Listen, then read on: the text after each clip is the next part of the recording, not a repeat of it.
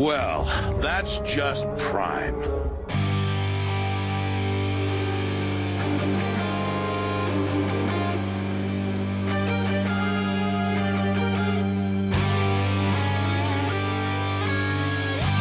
Hello, everyone, and welcome to episode 8 of That's Just Prime, a Beast Wars podcast. I am ArrowFyre, here with my co-host today, Chris, Carnage Creations. How are you doing, mate? I'm doing well. I'm glad to be back for another episode and another recording with my pal Ian, and we're going to have a lot of fun as usual. We had a lot of fun last episode. Everyone that's had a listen has probably had a good giggle with us.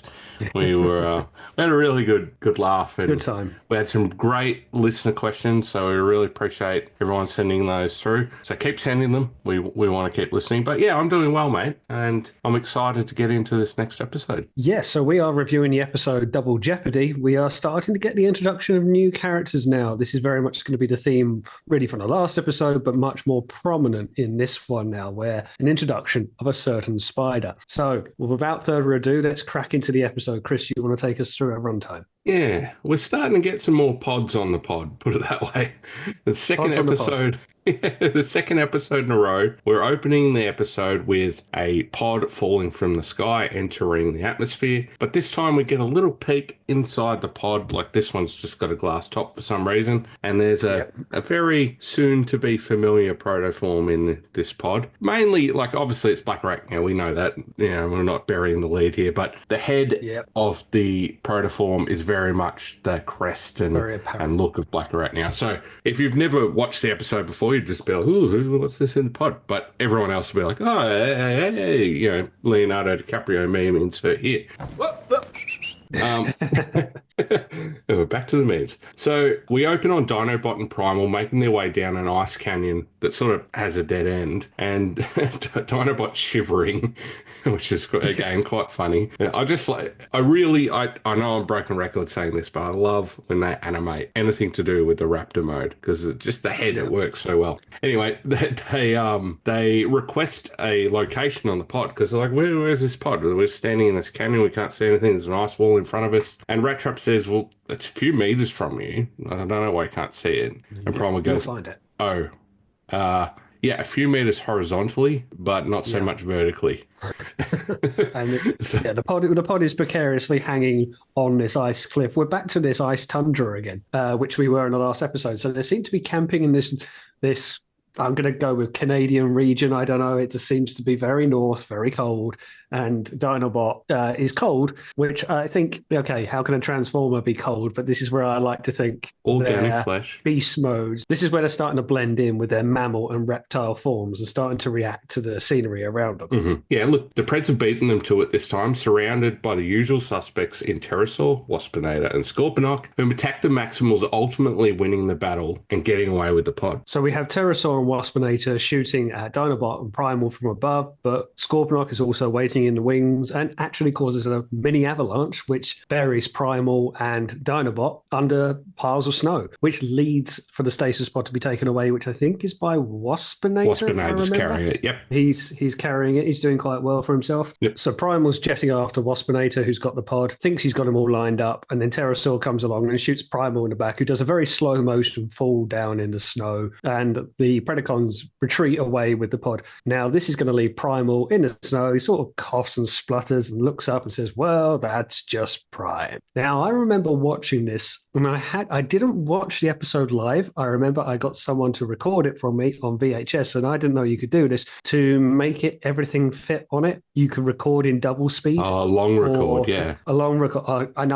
I'm not going to, that's a whole long topic, but I couldn't work out how to do it. And I ended up watching this entire episode on double speed. So that line, I remember being really pissed off that the entire episode was effectively ruined in my eyes. And rather than Prime were doing an exasperated, well, that's just Prime. When I heard it, it was, well, that's just Prime. That's always the bit I remember. You'll have to watch the 4K upscale on 2 times speed from now on. Oh, no. I'm still getting flashback. I was so annoyed that someone recorded, you ruined the whole episode. Back at the Axelon, Primal gets hot about the last 3 missions being thwarted by the Preds. And Rhinox sort of like, yeah, it's a little sus. And Cheetor says, yeah, it sounds like we have a rat. to which Rat Trap flicks around on his chair and he's like, hey. He takes a bit of umbrage with that statement, but he does give a little sort of smirk at the end of it. So Dinobot blames Rat Trap, of course, because he always jumps straight to Rat Trap. Because it's Tuesday. Cheetor and Rhinox, yeah, that's right, blame Rat Trap Tuesday. Rhinox and Cheetor blow it off, and surprisingly Primal says, I'm not so sure about that. Tells Rat Trap he wants to have a word in private. What could this mean? We flick over to the Pred base where we see the Sky Spy scanning the area. Megs asks Tarantulas if he's identified a suitable life form. And of course Tarantulas has, because he's a conniving little spider and he wants his own little plaything, I suppose, or his own little friend or companion or however you want to put it. But he, of course, picks a spider form and he says it's everything we could desire. More like everything he could desire. He can desire. And even Megatron calls him out on it, saying that I suggest an ulterior motive. Calls bullshit straight away. Yeah, but he goes, absolutely. yeah, but nevertheless, she may become a good part of our team. So enter Black Arachnia. We get the awesome voice acting from Venus Terzo and an equally awesome guitar lick, I guess you would call it, but a riff. Raw guitar intro. Played in over a transformation. The stripper's in the house. Black Arachnia, terrorize!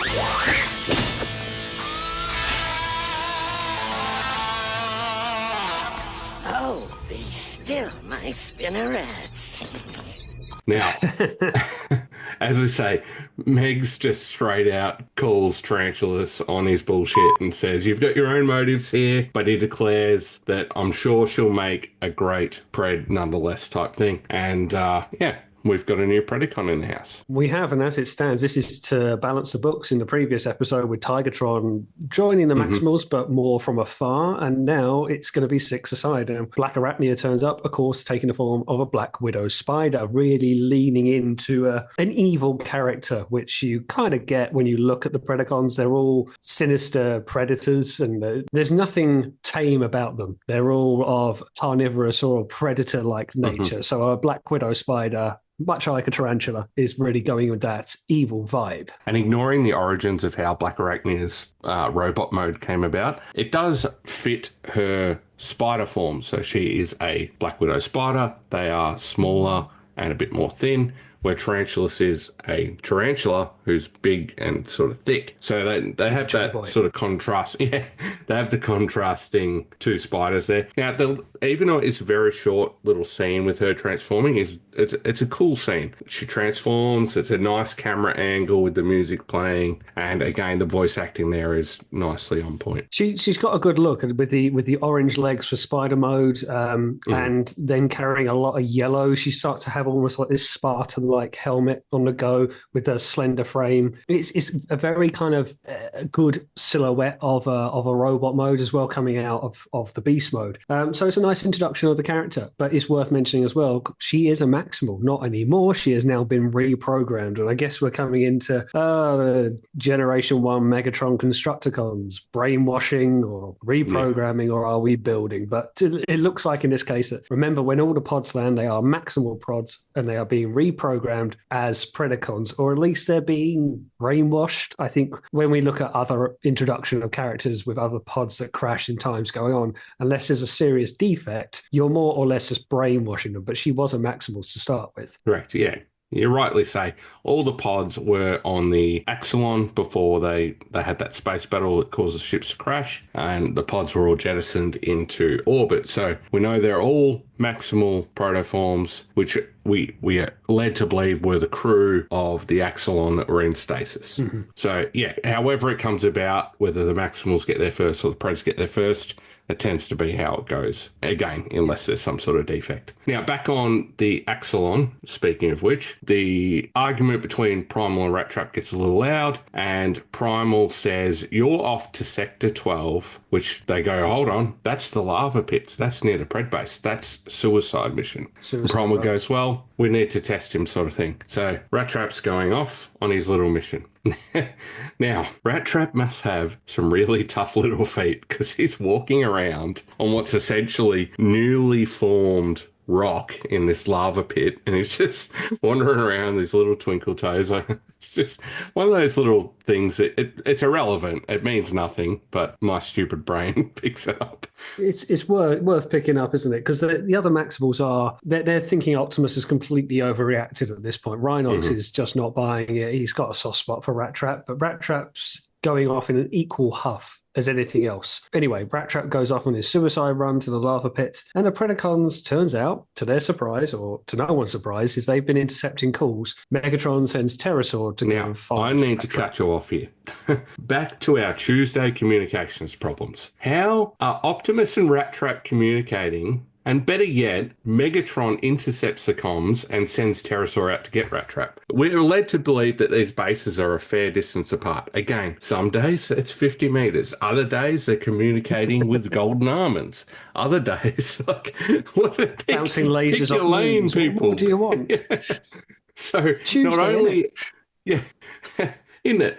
Tuesday is the day they get this communication not only perfectly clear where they can hear Rat Trap, even though he supposedly is not on comms anymore. So they're listening, and Megatron's got it clear as day. So our inconsistency with communication, once again, rears its ugly little head. I'm going to throw it out there. We're going to start doing a T-shirt line saying Beast Wars Communications, Tuesday, innit? We might do it. Taking requests. A Redbubble store coming soon. So, obviously, Pterosaur attacks Rat Trap, sending him flying. Rat Trap transforms. We get some nice laser vision from Pterosaur. You know, the laser coming up towards Rat Trap. They tussle a little bit, and then while this is happening, again, both sides are listening to this happening. Rat Trap sort of supposedly gets bested in this fight, and he says, "Oh, I beg for mercy." And Pterosaur goes, "Well, you know, what do I get out of this?" What's your price? Well, I'll even join you if I have to, you know, type thing. Yeah, I'll become a Predacon. And guys on the Axelon are listening to all this in disbelief. But it's a bit sus, to use your word, isn't it? That Rat Trap has fallen so easily, so willingly. You know, he's normally been the one with the ace up the sleeve. Speaking of his sleeve, he changes his Maximal logo to a Predacon one with just a wave of a hand. So it was very quick to join the Predacons, but it gets relayed back to the Axelon, to which all of them, Dinobot included, are quite surprised with this defection. Yeah. And spoiler alert, the ploy tricks the Maximals quite well. Inside the Predacon base, Pterosaur shows off his new Lieutenant Rat Trap. Lieutenant. So he's got a quick promotion scheme in the Predacon ranks here. Like Power Surge taught him nothing. This is just, how to be stupid in 2 episodes. Now, we did say back when we watched Power Surge and reviewed that there wasn't much of a spotlight, but there is a little bit of extra Pterosaur guff in here. A little bit, yeah. I mean, it's just basically not learning from your mistakes, isn't it? And he's instantly because he's caught a rat in a cage. He therefore thinks he's suitable to take over leadership of the Predacons. I mean, really, is that all it's going to quantify you? Well, Megatron essentially says he's an idiot as usual, and the Maximal is a spy. As Rat Trap swings out on his cage door and tases Megatron, shutting off his servos and his transformation, as we're told. So he's laying there, quivering on the floor with a bit of surge happening around him. But even Megatron can see right from the outset, mate, you're being tricked. Come on. Yeah. You know, you've caught their second in command very quickly, and you called him. You, Pterosaur. Yeah. Unfortunately, Pterosaur is a little bit too thick to see what's going on. He's just not getting it. The Preds sans Megatron discuss the situation, but they don't want to discuss it in front of the Maximal, quote unquote. So Pterosaur sends Rat Trap and Megatron to the lower chambers. And when they get down there, Megatron's sort of a bit more with it now. And he sort of goes, computer, release me from this cell and summon me a hoverboard because I'm the boss around here and no one's going to I'm the one in charge. Yeah, exactly. Who's going to trap me in a cage? Don't be stupid. And he disappears off into the darkness for the time being. And Rat Trap sort of goes, well, 2 can play at this game. And We get the Rat Trap following suit, carrying a lockpick that he pulls from his TARDIS-like forearm storage, not before reverting his faction symbol with the wave of the hand again back to the Maximals. Now, Rat Trap, we've seen it a few times now and we're going to see it more later on in some coming episodes, but Rat Trap has where his faction symbols are on his forearms, are little levered or a little door compartments that flip open. Hatches is a good word. I don't know why I can't do English today, but he's got his demolition charges, or in this case, his little lockpicks or whatever it is. Yeah, so very much Time Lord technology there. I think it's just whatever he needs to have, Mary Poppins style. There's like, I need an umbrella, it's in the forearm. Like, it's going to pull it out. So Rat Trap, of course, picks the locks. He gets out of his cage and he goes to a familiar place, the ventilation shafts. Well, he knows from Cheetahs that will run through there that they exist, and they got a very well mapped out ventilation system in a ship that doesn't require oxygen or air conditioning. So yeah, it's good, very handy, perfectly sized for the relevant for rats or cheetah. They're adjusting. I must say, I really do love Rat Trap's robot mode design. We've spoken about it before. The way that his head is kind of just a helmet over a glowing red power source or whatever. Even though that is kind of a fixed thing besides his mouth, it has a lot of emotion to it when they want it. He's got the brain head. It's got the cool gold. Like, the proportions are cool on the model. I know the MPG is going to have a bit bigger of a backpack just due to physics, but I'm really looking forward to getting that figure in hand. It looks so good compared to the character model. I'm all for that. I mean, that kind of energy in a head design, I think, is really good, because you see it with Cheetor, you see it with Tigertron, you see it with Rat Trap as well. And it's even when they gasp and their mouth is wide open, you don't see teeth. It's like, okay, he's got his big two teeth at the front, but you don't see like a row of a typical mouth. You just see this solid red background. Yet it's surprisingly emotive. And you really get that kind of gasping. It's a great design. It's really cool. I don't know who came up with it or why they came up with that style of design, but it works fantastically. So Rat Trap's in his ventilation shaft, whether it's unless they repair ventilation shafts on the Predacon base, it's probably not the same one that Cheetah was in. They do sod all to that base. It's got lava everywhere. Maybe they've done nothing to it. Maybe Megatron's ducks repairing ventilation shafts. This is going to become the running theme, isn't it? The overarching story. Hi, Pop, I hope you're listening again. Duck. The duck that can do everything and somehow keeps this terrible ship alive. Duck Master. Rat Trap sees a real rat in the ventilation shafts, and he kind of breaks the fourth wall a little bit, essentially winking at the camera. Yeah. And then as he continues to spy on the Predacons who are talking about their bits and pieces, he walks under Pterosaur and gives him a little wave. Gives him a wave, doesn't he? Yeah. But going on to that little kind of coup that's going on I guess, the command deck, you've got, for some reason, Pterosaur's in his beast mode. I don't really know why, but he's there talking and saying he's now in control. Scorponok is refusing, and how he's loyal to Megatron. Didn't exactly do anything when he got tasered, though, did he? Black Arachnia is starting to chime in, saying, well, you're even more stupid than you look. And Tarantulas comes across really smitten with her. He's really quite taken. Yeah, he's got an eye for her, that's for sure. He's sort of, she's got a bit of feisty to her. So, yeah, we definitely... That kind of... it's those little accents he puts on the end of it, Alec Willow's doing for Tarantulas, that kind of... that devious, almost salivating your lips at the end of it, that just give that kind of sinister edge. Yeah, definitely. It's very well played, that conniving sort of... He's a creep. Like, you can tell he's a creep. It doesn't matter what the situation is. He's just a creep. Like, if you could meet him for 1 second, you'd be like, oh, I don't like this guy. It gives me shivers. Yeah. So as you say, there's a bit of a coup going on. The Preds aren't happy. Of course, second in command, Scorponok's not happy about the situation. Self-proclaimed. Self-proclaimed. I want to see the documents. So the Maximals have now sort of got to the Predacon base because Rat Trap hasn't showed back up. They've heard what was going on the radio or on the communications, and sort of Dinobot wants to attack, and Primal says, no, we attack on my command. Now, this is worth mentioning because the next scene after, which you'll get to, is Waspinator's kind of scanning the area to see if there's any Maximals around. around, he can't detect anything. I have a note about this too, and I definitely agree. We've probably got the same one. But it was the start of the Power Surge episode where they can like detect maximal signatures. They're practically on their doorstep, so this thing's got a range of a doorbell. So I'm going to read this exactly how I've written my note. Rat Trap finds Waspinator scanning for maximal frequencies, but somehow none are detected. Mate, there's a bunch of maximals right there. 10 minutes ago, you could intercept a long-range communication. There's 3 maximals out, or 4 maximals outside, and there's one standing 10 feet above your head who just changed his... Do you think, Chris, that we are dealing with did it not clock the over brightest to Wednesday? sparks? Like communications has now failed. We are dealing with not the brightest Maximals and Decepticons who can't work out simple communications or scanning. Heightened technology detected. Okay. And the thing is, it's not like they're not detecting the entirety of the Maximals without Tigatron. It's a clump of. So, there's a good density there. I agree. I call bullshit that situation. So after apparently there's no Maximals in the area, Waspinator buggers off because he's, going to meet up with the duck at the bar or something.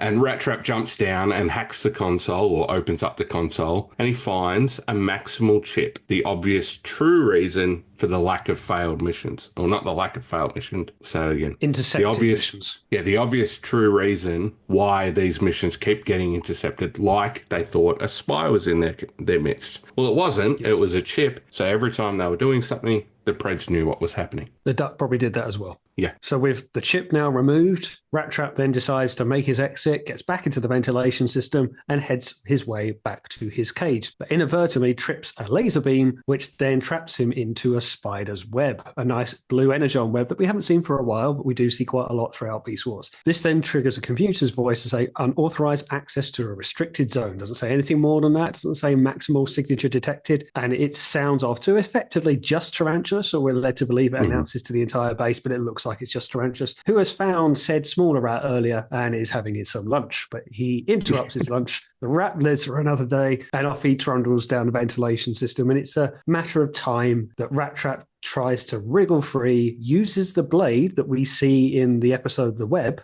Yep, nice which callback. I said at the time we don't see it again, but clearly we do. Slices himself clear just in the nick of time. But he works out, Tarantulas, that there is an intruder on the ship in one form or another. Yeah, correct. Now, as Rat Trap's getting back to his cage, he's just about to swing back in and lock himself up like nothing's happened at all. Tarantulas catches him, and he earns a single shot from Rat Trap's gun for his troubles, which somehow blows off his arm and leaves his body charred. Hey, Rat Trap, how about you lead with that next time, mate? Every battle, just pull... No, what were we saying? Like Tigatron, when they turn up, they're completely strong, but it's like he does a tremendous amount of damage to his chest, and I'm like, good it's Lord, just one. Like, I know they're not bullets, they're energies, but it's like one round, and he's just blown Tarantulas' arm off at the elbow and just charred the rest of his body. You left him lying on the ground moaning. Not the first time that he's kind of dismembered a limb off Tarantulas. Poor Tarantulas doesn't have a good time with him. Once back in his cage, Rat Trap signals Primal, essentially to tell him that the mission's done, and Primal commands the attack on the base now. And that Maximal's like, what's that? And he goes, we attack now, and he sends him off to the base. Now, in the chaos, Pterosaur starts panicking, and he goes, why isn't the code breaker working? And where are the shields? And then Megatron pops up by his shoulder and smugly asks Pterosaur, well, leader, how shall we respond? to which Pterosaur is very shocked, and he goes, what, you going to let me be the leader? Because he's too dumb to know that Megatron's taking the piss out of him. Megatron insinuates that a true leader will let a fool lead in a situation such as this. But again, straight over Pterosaur's head because he's too thick to know what's going on. I mean, this is just it. Megatron being the wily fox that he is, he's letting Pterosaur call the shots. He knows that there are a bit at a disadvantage, even with a new edition of Black Arachnia. And he says, fine, well, I'll let you play your game. But he runs out to attack the Maximals along with all the other Predacons. So he's very much one of the soldiers in the first instance. Yeah, big battle outside, all involved, except for Tigatron, obviously. Poor Waspinator, once again, falls victim to Rhinox's machine gun. Absolutely slaughters him. Poor Waspinator. We're going to have to start keeping a tally as to how many days does he get shot to hell. Yeah, listeners, someone send me a message on. Tell me how many times Waspinator cops it each season. Oh, but yes, poor Waspinator just gets the full brunt of Rhinox's Gatling gun. So Rat Trap is now fighting effectively on the side of the Predacons, at least that's how it's appearing. Dinobot takes no time and goes straight to Rat Trap saying, I always suspected this day would always come. Now I get to finish you off effectively, which Megatron then blindsides Dinobot, gets him in a vice-like grip at the back of his head, presents him to Rat Trap and says, well, now test your loyalty. You can take out Dinobot. To which Pterosaur interjects and says, no, take out Primal. He's my lieutenant. Nice voice. The aims of Primal. It's good for you. But, I wish I could do that voice. Yeah, continue, mate. So Primal's flying through the sky, and he says, test your loyalty, shoot Primal out the sky. And some dithering, some very nervousness to do so. Eventually, he makes a shot that brings Primal down. Knocks him down out of the sky, falls at Black Arachnia's feet. Now, Cheetor sees this and starts firing. Now, first disarming her, then dislegging her. Multiple times. Blowing off both sets of spider legs. She does like a proper Terminator T-100 stuff. I do really like this scene, and I have a note very much on that. So essentially, he fires a bunch of shots. One hits her gun. She's got her little toyetic spider gun in her hand. That flies out of the hands. She just starts beelining straight towards Cheetor. One set of legs flies off, another set of legs flies off. She just keeps coming, and then just this perfect sidekick straight into Cheetor's chops. Levels him. It's a naivety of Cheetor, isn't it? To be fair, he does everything right, and I think there's more by luck than judgment. He disarms her in terms of weaponry very quickly, because she's got the same weaponry as Tarantulas in almost every sense. And so takes out the gun, takes out the arms, which would be used as machine guns, and yet she still kind of slowly walks towards. He rushes in, cops a sidekick to the jaw, from out of nowhere. It's a very badass. It's a very badass scene, and it's got that cool guitar riff playing in the background again. I will say that even though this is the introductory episode for Black Arachnia, it's by no means a spotlight episode. There's really only 2 scenes of any strength for her character in this episode. There is definitely better episodes that really put a spotlight, so to speak, on her. What's a bit of a shame with that is the episodes where she has quite a lot to do and quite a lot with development of the story. We go into the arc or introduction to, dare I say, Rampage. That's just it. They are shared with other characters and other moments in the series. So Dinobot runs in, grabs Pterosaur by the gun, dispatches of him quickly, and confronts Rat Trap, essentially declaring he knew he was a traitor all along. Now, at this point, Megatron re-emerges and grabs Dinobot and says, prove your loyalty, at which time Rat Trap decides, actually, mate, I'm going to blow Pterosaur's head clean off his shoulders, which he does very quickly. And then Dinobot gives Megatron a good old elbow, turns around and knees him fair in the face, knocking out one of his robot teeth. That's right, I said robot teeth. Gives him the old toothless aggression. So with Pterosaur disheaded rather than disarmed, and the Predacons effectively stunned, the Black Arachnia certainly shot to pieces, the Maximals got what they came for. They got the chip with them. They got Rat Trap back. Primal calls for a retreat, and this includes Rat Trap as well. He even signals out to Rat Trap, time to go. And so they all retreat together back to Axelon. Yes, and poor Pterosaur cops a bit of a talking to from Megatron, and his head falls off halfway through the berating. Well, he's holding his head in his arms, a bit Addams Family-like, isn't he? And then Megatron's saying, to the others, would you follow him still? And they all kind of step back as if to say, nope. But there is a noticeable absentee, isn't there, from this, which we find out later on. We can probably go into it now, that Black Arachnia is missing. Now, I don't remember this from the time, actually, and it took watching it back to remember. Where does she go? Why does she go? What's the point of her sliding away? Yeah, I don't remember yet. So, which is good because we're reviewing episodes. But yeah, I don't remember why she just sort of disappears there. You could assume that she's going to the old CR hot tub to get her legs back, but yeah. Notably, Megatron says, we've got a missing Black Arachnia. Yeah, exactly. Like, she's just turned up. She hasn't been on the planet 24 hours. And now she's going off somewhere. She hasn't got a lair. She hasn't been around long enough to come up with a place of her own to go to. So it's a bit, why would she be missing? You'd think she'd just be licking her wounds along with everybody else who's there. But yeah, it's a noticeable absentee, but it's a bit like other episodes. Pterosaur's been smacked back into place and comes up with a line with their heads on the floor. Oh, my aching head or whatever. Slapstick comedy. Yeah, look, Waspinator was already down, so someone's got to do it. Back at the Maximal base, Dinobot, tail rotor in hand, is ready to kill Rat Trap pretty much. And Primal steps in, intervenes, and explains the situation by congratulating Rat Trap. Rat Trap shows the decoder, and everyone kind of figures it out. Oh, it was a ploy all along. You guys have been in cahoots. Like, come on, guys.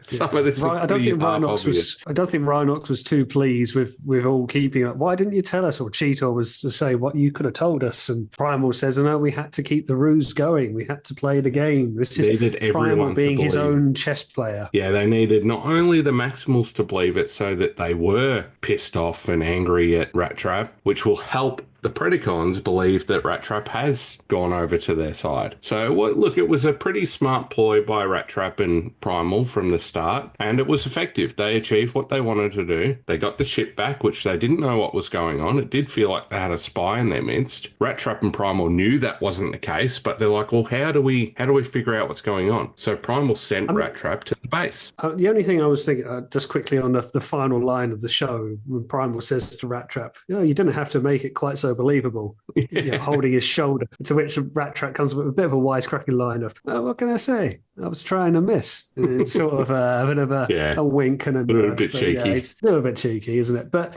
it's not the first time we've had infiltrate the dark side, isn't it? Cheetor's done it not all that long ago, albeit with magical MacGuffins and energon veins, and we're back to doing it again through more traditional means. But it is a bit of a one and done episode. That's the only thing I'd say, is that we don't get an awful lot out of it, other than we can understand that this chip has been stolen, to which Rat Trap says to Primal and the rest of them, they must have taken it from a crashed equipment or a crashed stasis pod. They got some maximum technology. That would be the assumption.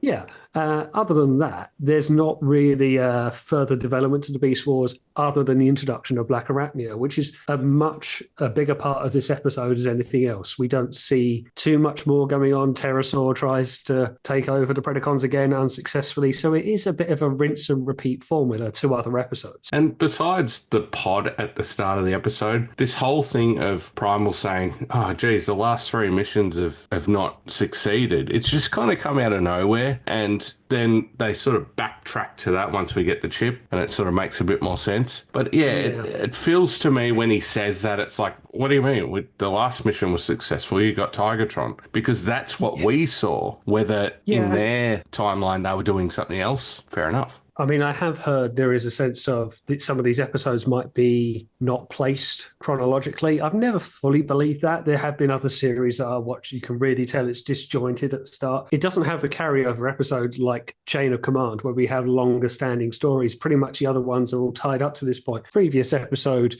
Fallen Comrades, has a similar premise of a stasis pod arriving, but in terms of, does Fallen Comrades play into Double Jeopardy much at all? I don't think there's any callback to it. We just hear 3 previous missions, but we don't hear any relation to, get Tigatron in from outside, or, this happened just last week. It's very much its own, it can be miles of time apart. Yeah, exactly. And I think that's what we're meant to assume, that, they've had other missions going on, whether it was energon searches or whatever, that were non-pod related. And they were like, why do we keep running into the Preds every time we're going on a mission? So it felt just a little disjointed, just that the way they went across that. But I get the point that they had to say more than that one time, because otherwise it wouldn't make sense for them to go, geez, we've got a spy in our midst. There was a reason for their number, but it just felt like it just kind of come out of nowhere, because we know the previous episode in our timeline was successful. Yeah, and I think this is why I say you can kind of place it wherever. There isn't anything that needs to, like, no one's died and we haven't seen introduction of new characters, so you could kind of place this anywhere.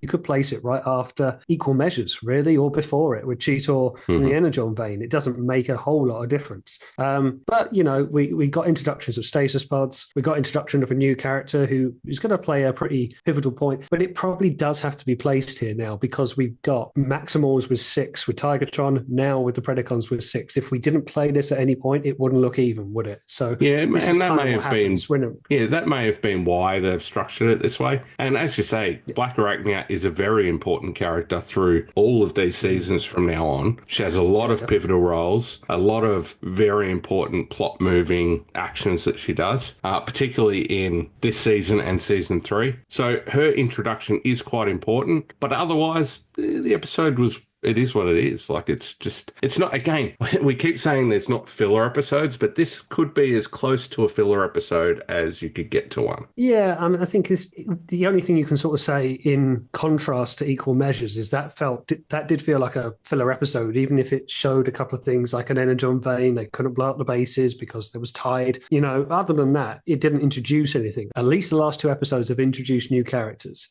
And these characters, more so Black Arachnian and Tigatron, will have pivotal roles going forward, will have bigger games at play. You've got to put them in at some point, and you don't want to overpack an episode. I think that's probably why we're seeing them in somewhat lower key episodes. You're just getting them in, you're easing them in, but you're not having so much going on when it's wall-to-wall packed, and then you forget elements. At least one thing you can say about this episode, Double Jeopardy, is you do remember Black Arachnia's introduction. Yeah, absolutely. And to your point, they have to be in somewhere. It's inevitable that you need some of these lighter episodes in the mix with the rest. And those earlier episodes, you're introducing the core cast, so it's a bit more acceptable to feel a little bit more standalone, a little more fillerish. But we're 8 episodes in now. We're coming up to the third of the way through the show, so we're eking things out. And I don't think that's bad, because the episodes that come along later, whilst they might not be all like The Agenda or Trigger or Other Voices, where you have these deeper, heavier episodes, you've still got enough development in the characters. Nothing changes too much in character development here. Maybe we see a little bit more in Rat Trap taking more serious roles. He's moved away from the wisecracking, I'm not going to go in for you, fearless leader. Now he's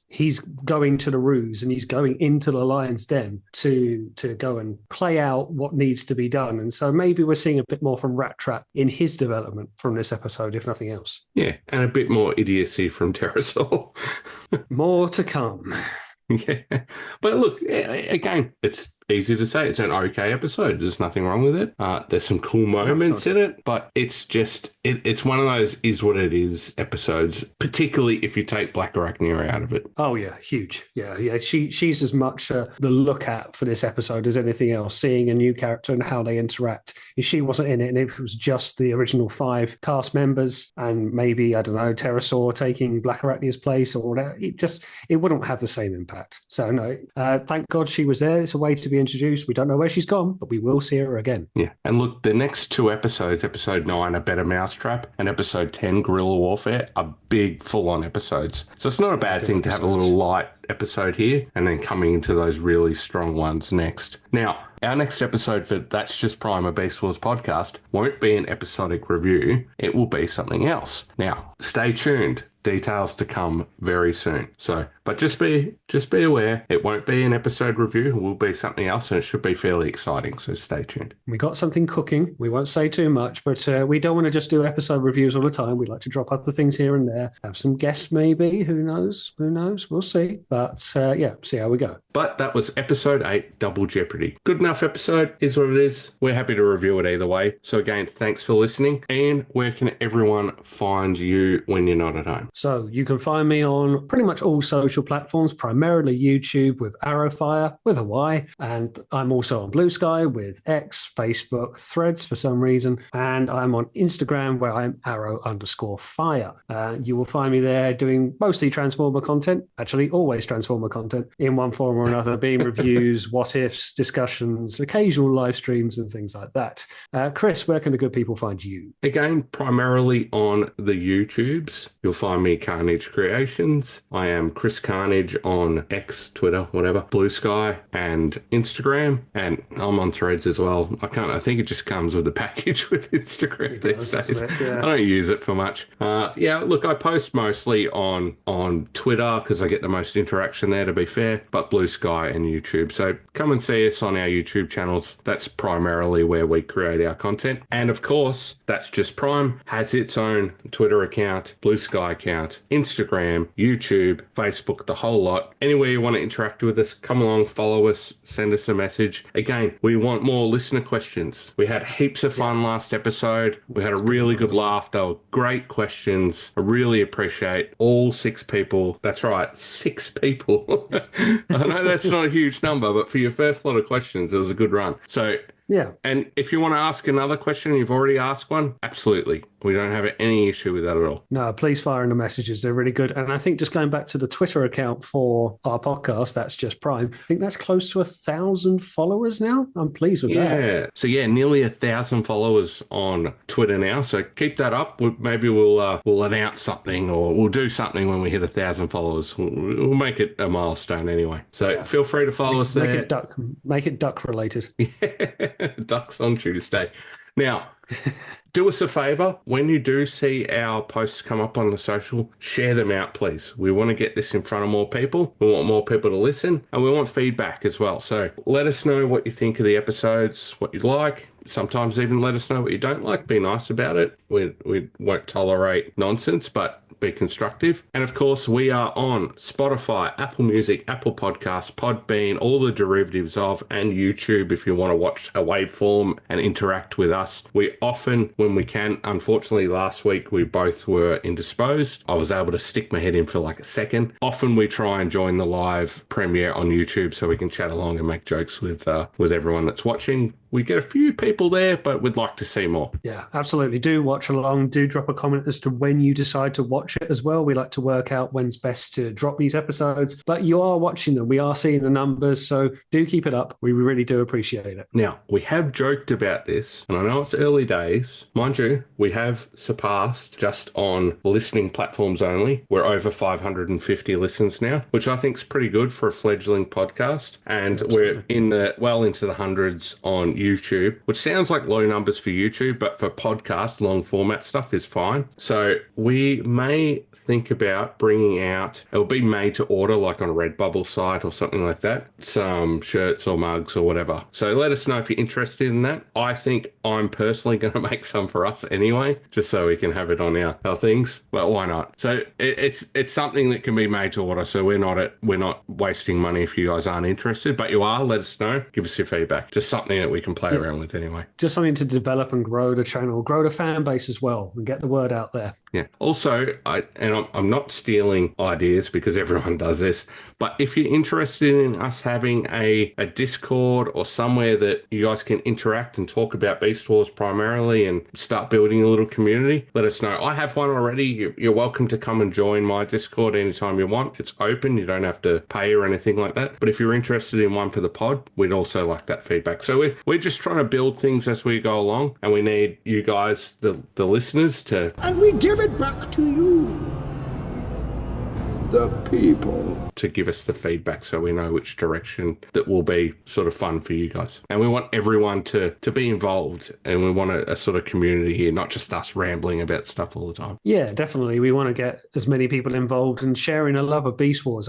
So one thing actually I want to give a little bit of feedback on to our Toycast episode. I've been meaning to do this for a while. I was talking to my good friend Spiderfather, who made a very fair point when we were doing the toy reviews that Hasbro were the ones who designed the toys. And that wasn't necessarily the case. So I just want to give a little bit of a shout out. They were not Hasbro toys, they were Kenner toys. This is correct, why we think they had some of these earlier gimmicks that maybe some of the other Hasbro figures didn't have. Been meaning to correct that for a while. Thank you, Spiderfather. And yeah, we will make the odd mistake here and there, but we're enjoying it nevertheless. For the most part, I think that was just like a, what do you call it, a misnomer? Is that the right word? It's just just a slip of the memory. It's very much true. Because Hasbro acquired Kenner very early on in that process, it's very easy to think that it was a Hasbro product from the toy side of things. But nonetheless, we do appreciate that feedback. We are definitely, I mean, I know we're doing a Beast Wars podcast. We are not the be-all, end-all of experts on this subject, but we are very much appreciators and lovers of the property in the series, and that's why we're here doing this and having a lot of fun doing it. So yeah, you want to, I say correct us, that sounds a bit negative, but if you want to let us know where we've slipped up or something that you can add to, feel free. We're happy for the interaction. Any engagement is good engagement. We just like talking to other Beast Wars fans like yourselves who are listening to us.